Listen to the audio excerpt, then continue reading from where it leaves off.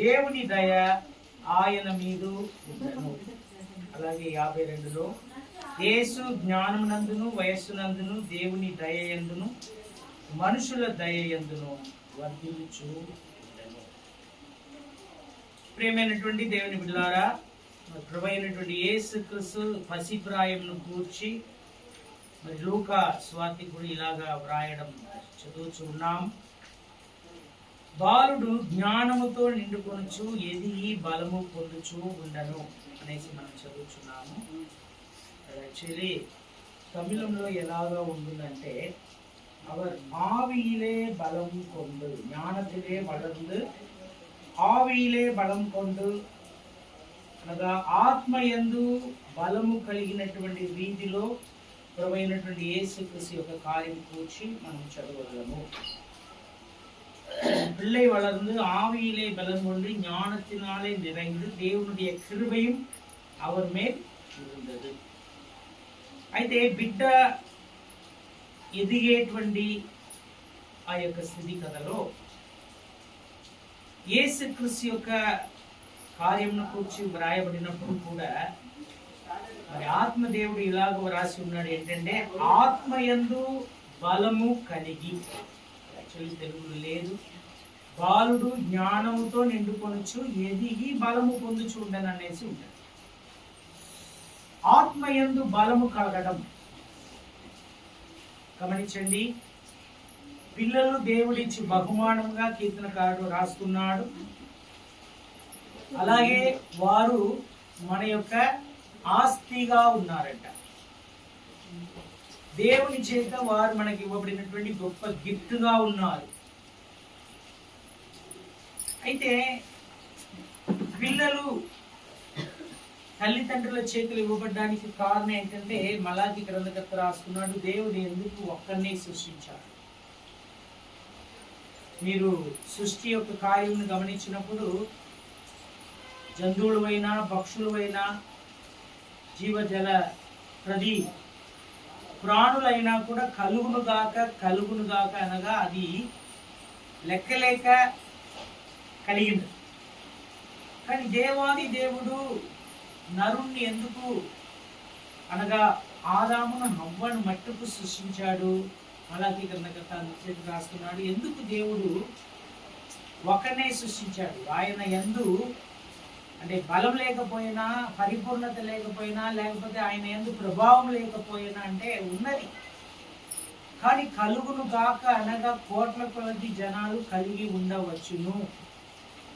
అలాగే కోట్ల కొలది జనాలు అందరూ కూడా మహిమ కలిగినటువంటి వస్త్రమనే ధరించి ఉండవచ్చును అని అలా దేవాది దేవుడు కోరలేదు. ఎందుకు ఒక్కడనే సృష్టించాడు, ఎందుకు ఆదామునే సృష్టించాడు, ఎందుకు అవ్వాను ఆదాము యొద్ద నుండి తీసుకున్నాడు. అలాగే వారిని ఆశీర్వదించి మీరు ఫలించి అభివృద్ధి పొంది ఈ భూలోకమును నింపండి అన్నాడంటే అదే మలాకి గ్రంథకర్త రాస్తున్నాడు, దైవ భక్తి కలిగినటువంటి సంధానము వారు పొందడానికే. కనుక భక్తి కలిగినటువంటి సంధానం పొందాలా అనున్నదే దేవుని యొక్క సంకల్పము, ఆయన యొక్క ప్రణాళిక.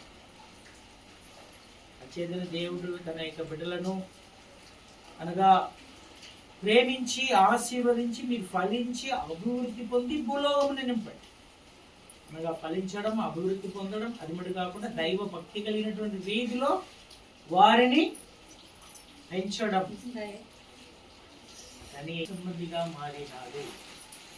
ఇది అపవాది యొక్క క్విక్. కనుక మన జీవితంలో కూడా దేవాది దేవుడు అనగా సంతోషము జబరానిను జతపరిచి వారికి ఈ యొక్క గర్భఫలం ఇచ్చి ఉన్నాడు. అయితే అపవాది యొక్క ప్రీతులు ఎప్పుడు కూడా ఎలాగ ఉంటుందంటే తన కార్యము అక్కడ జరగాలన్నది వాని యొక్క కార్యంలో ఉంటుంది. కానీ మనం ఏం చేయాలి, తల్లిదండ్రులు ఏం చేయాలి, పెద్దలు ఏం చేయాలి, వారిని దైవ భక్తి కలిగినటువంటి వారుగా పెంచాలి. ఎలాగ పెంచగలము అంటే దానికి కారణం ఏంటో తెలుసా అండి, ఆత్మయందు బలము కలిగి లేకపోతే ఆత్మ ఆ యొక్క బిడ్డ యందు ఉండేలాగున. ఎందుకంటే మీరు దయచేసి గమనించండి 39వ వచనంలో, అంతట వారు ప్రభు ధర్మశాస్త్రం చొప్పున సమస్తము తీర్చిన పిమ్మట గలిలయలోని నాజరేతు అను తన ఊరికి తిరిగి వెళ్ళినారు. అనగా మీరు ఆ ప్రదేశంలో 3 విధమైనటువంటి స్థలములు కలదు: సమరయ, యూదయ, గలిలయ. యూదయలోనే దేవుని ఆలయం ఉండను. యేసుక్రీస్తు నివాసం చేసినది గలిలయలోని.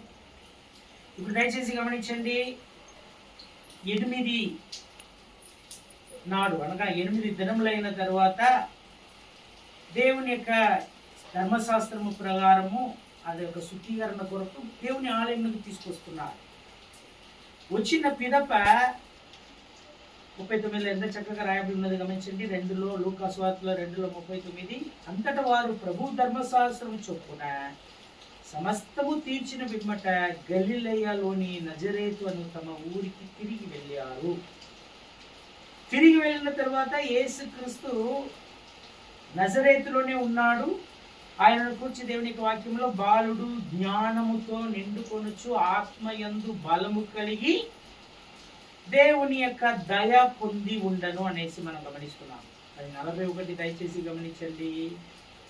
పస్కా పండుగ నప్పుడు ఆయన తల్లిదండ్రులు ఏటా యెరూషలేమునకు వెళ్ళుచు ఉండేవారు.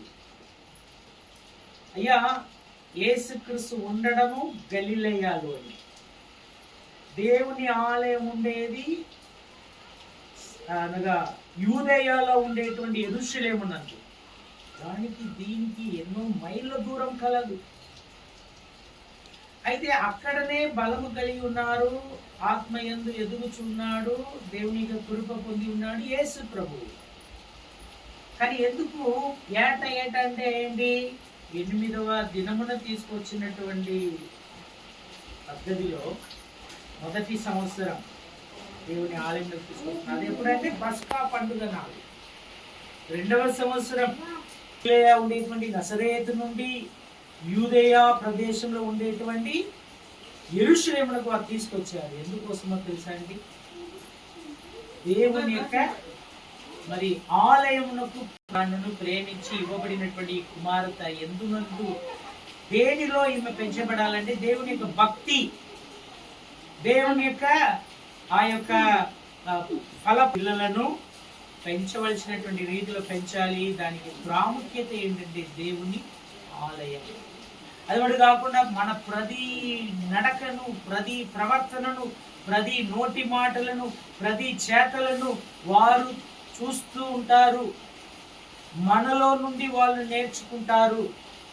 కావుననే ప్రియమైనటువంటి దేవసంగమా, ప్రభువైనటువంటి యేసుక్రీస్తునకే దేవుని ఆత్మ లేదా దేవుని యొక్క జ్ఞానము, దేవుని యొక్క కృప కావాలండి. మీరు నేను ఏపాటి వాళ్ళంగా ఉన్నాం.